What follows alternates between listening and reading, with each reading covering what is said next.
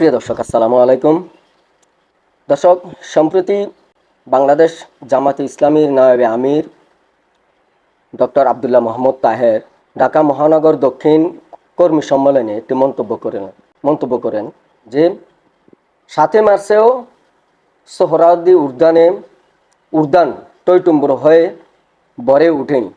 অর্থাৎ বঙ্গবন্ধু শেখ মুজিবুর রহমান যে 7 মার্চের ভাষণ দিয়েছিলেন সোহরাওয়ার্দী উদ্যানে, সেই ঐতিহাসিক সোহরাওয়ার্দী উদ্যানে বঙ্গবন্ধুর সেই ভাষণেও লোকারণ্য হয়নি, অর্থাৎ টইটুম্বুর হয়ে ভয়ে উঠেনি, এমন একটি মন্তব্য করেন।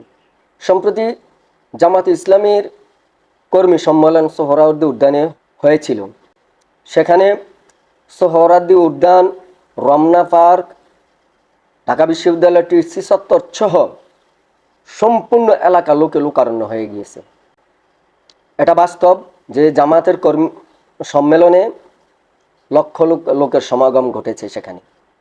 এটাও বাস্তব 1970 সালে 7 মার্চের যে ভাষণের কথা বলা হয়েছে বঙ্গবন্ধু শেখ মুজিবুর রহমানের, ওই 7 মার্চের অবস্থান আর 2025 সালের বাংলাদেশের আজকের অবস্থান কি এক? এটা কখনোই এক হতে পারে না। 1970 সালের আর 2025 সালের বাংলাদেশ আধুনিক যোগাযোগ ব্যবস্থা, আধুনিক mobile network, Facebook, Twitter, YouTube ইত্যাদি কোনো কিছুই ছিল না। তাহলে 1970 আর 2025 সাল সম্মানিত নায়েবে আমির আব্দুল্লাহ মোহাম্মদ তাহের কি করে এক করে ফেললেন? দর্শক, জামায়াতের নায়েবে আমির ডক্টর আব্দুল্লাহ মোহাম্মদ তাহেরের সমালোচনা করার মতো যোগ্যতা আমার নেই। আমি ক্ষুদ্র একজন সাধারণ মানুষ, কিন্তু এতটুকু বোধগম্য হয়, বোঝার চেষ্টা করি। 1970 সাল আর 2025 সাল তফাৎটুকু দেখতে পাই।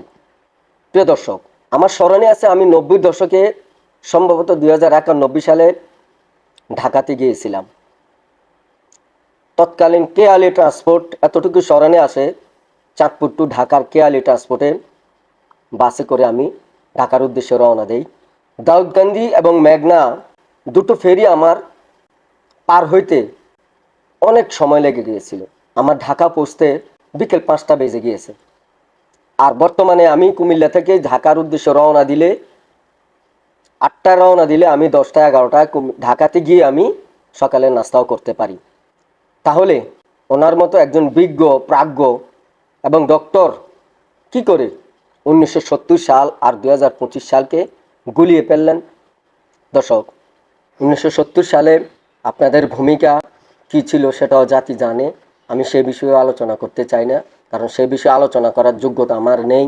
কিন্তু 1970 থেকে 2025 সাল পৃথিবী অনেকটাই এগিয়ে গিয়েছে। প্রিয় দর্শক, এ পর্যন্তই। সকলে ভালো থাকেন, সুস্থ থাকেন। আল্লাহ হাফেজ।